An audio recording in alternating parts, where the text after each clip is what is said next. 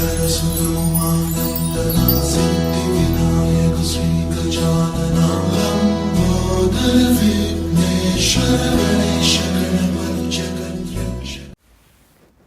Morning friends. ఈరోజు ఒక కొత్త అంశంతో మీ ముందుకొస్తుంది మీ వనజ పలుసన్.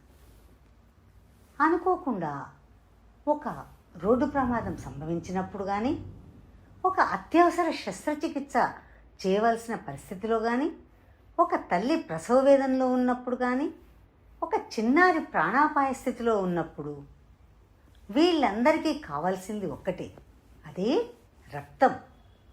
మరి రక్తం అనేది డబ్బుతో కొనలేనటువంటి ఒక వరం, కర్మాగారాలు కూడా తయారు చేయలేనటువంటి ఒక ఔషధం, మనిషి మాత్రమే ఇవ్వగల జీవనదానం, అదే రక్తదానం.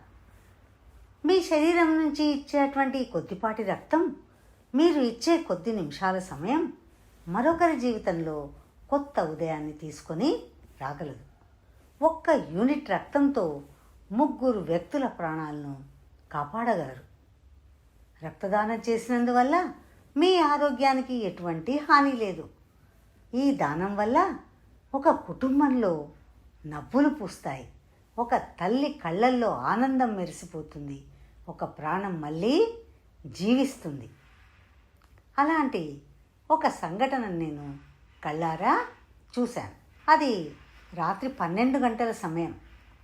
రోడ్డు ప్రమాదంలో ఒక వ్యక్తి తీవ్రంగా గాయపడి ఆసుపత్రిలో ప్రాణాలతో పోరాడుతూ ఉన్నాడు.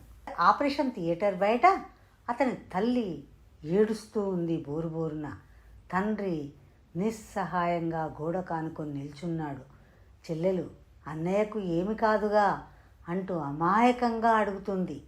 డాక్టర్ మాత్రం ఒకే ఒక్క మాట చెప్పాడు, రక్తం కావాలి, వెంటనే రక్తం కావాలి, ఈ గ్రూప్ రక్తం బ్లడ్ బ్యాంకులో లేదు. ఆ క్షణంలో ఆ కుటుంబానికి మరి డబ్బు ఉపయోగపడుతుందా, ఆస్తులు ఉపయోగపడతాయా, పదవులు ఉపయోగపడతాయా? లేదు. కావలసింది ఒక్కటే, 1 యూనిట్ రక్తం. మరి అలాంటి స్థితిలో రక్తదానం అనేది ఎంత మానసిక ఆనందాన్ని ఇస్తుందో, ఒక జీవితాన్ని కాపాడుతుందో చూద్దాం. ఆ పరిస్థితిలో ఒక యువకుడు ఎక్కడి నుంచో వచ్చాడు. అతడితో ఆ కుటుంబానికి బంధం లేదు, స్నేహం లేదు, పరిచయం లేదు. కానీ అతడి రక్తం ఆ యువకుడి శరీరంలో ప్రవహించింది. కొన్ని గంటల తర్వాత డాక్టర్ గారు వచ్చి నవ్వుతూ ప్రమాదం తప్పింది, అతడు బతికాడు అని చెప్పాడు. అప్పుడు ఆ తల్లి కళ్ళల్లో ఆనంద బాష్పాలు, తండ్రి గుండెల్లో ఊపిరి, ఆ చెల్లి ముఖంలో చిరునవ్వు. ఈ సంతోషానికి కారణం ఎవరు? ఒక రక్తదాత. మరి రక్తదానం అంటే మిత్రులారా, రక్తం ఇవ్వడం కాదు, ఒక తల్లికి తన కొడుకును తిరిగి ఇవ్వడం, ఒక భార్యకు భర్తను తిరిగి ఇవ్వడం, ఒక బిడ్డకు తన తండ్రిని తిరిగి ఇవ్వడం, ఒక కుటుంబానికి జీవితాన్ని తిరిగి ఇవ్వడం.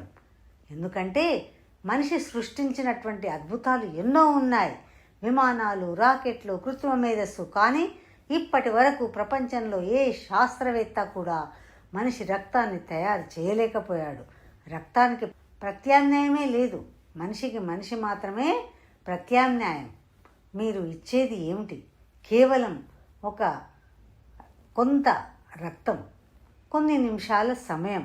కానీ మీరు పొందింది ఒక ప్రాణాన్ని కాపాడినటువంటి తృప్తి, ఒక కుటుంబ ఆశీర్వాదం, ఒక జీవితకాల ఆనందం. అందుకే మరి ఒక అపరిచితుడు ముందుకు వచ్చి నేను రక్తం ఇస్తాను అని చెప్పాలని మన కుటుంబంలో వారికి కానీ, మనకు తెలిసిన బంధువులకు కానీ ఎవరికైనా రక్తం అవసరమైనప్పుడు మనమందరం అదే కోరుకుంటాం కదా. మనం ఎవరో అపరిచితుడిని దేవదూతగా చూస్తాం కదా. అలా మనం కూడా మారుదాం, ఒక దేవదూతగా మారుదాం. అవసరమైనటువంటి వారికి ప్రతి చోట దేవుడు ఉండలేడు కాబట్టి, ప్రాణాపాయ స్థితిలో ఉన్నటువంటి ప్రతి ఒక్కరి దగ్గరికి దేవుడు వెళ్ళలేడు కాబట్టి, అందుకే రక్తదాతలను సృష్టించాడేమో.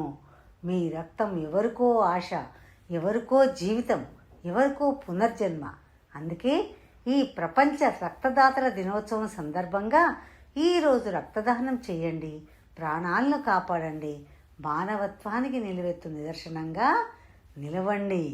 మీరిచ్చినటువంటి రక్తం పొందినటువంటి వ్యక్తి జీవితాంతం అతడే కాకుండా వారి కుటుంబ సభ్యులందరూ కూడా మిమ్మల్ని గుర్తించుకొని మనస్ఫూర్తిగా శతమానం భవతి అని ఆశీర్వదిస్తారు. అందుకే రక్తదానం చేయండి, ప్రాణదాతలుగా నిలవండి. నమస్కారం. మీ వనజ బలుసాని.